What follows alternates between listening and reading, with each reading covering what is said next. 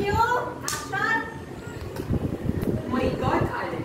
Pagkatapos na lang na ginawa mo sa akin, masa ko kapakausapin kita. Break na yun, pumasok ako sa eksena. Pumasok ko sa eksena, kaya tuluyan kami kagabi. Break na yun, dahil iniwan mo siya. Pinagpalit mo sa trabaho mo sa Amerika. That was for our future. Future mo mukha mo. Kung sabihin mo, talagang mas ambisyoso ka. At importante sa kanila, di ba? Halos masilaan ng ulo si Tadong, iniwan mo. Kaya pinasukan. Ilang beses ako lumapit sa'yo para balatan siya. Kaya pala wala pang 6 na buwan kayo na. Hoy, wala akong tinatago sa'yo. Sinabi ko sa'yo na didiscard na ako ng ex mo. Tinanong mo kita mo okay lang. Nabigay kami at ang sabi mo okay lang. And you really believe I'm here? Eh, di ba? Ano yung sabi mo eh? Binigbitalize, Alex. Oh, tsada, plastic! Plastic ka! Because if you had any amount of decency in your body, you would not have asked me in the first place.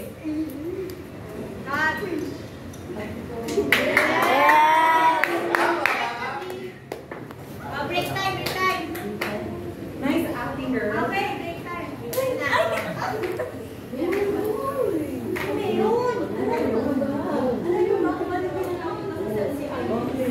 Ay, balita ako.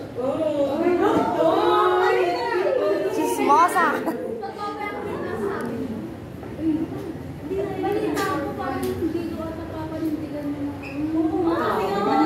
Balita ko nga, adik daw.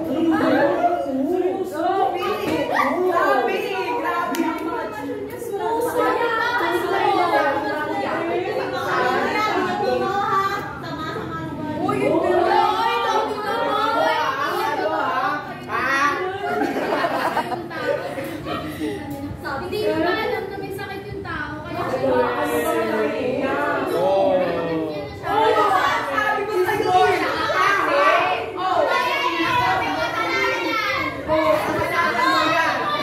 Nagsisihan.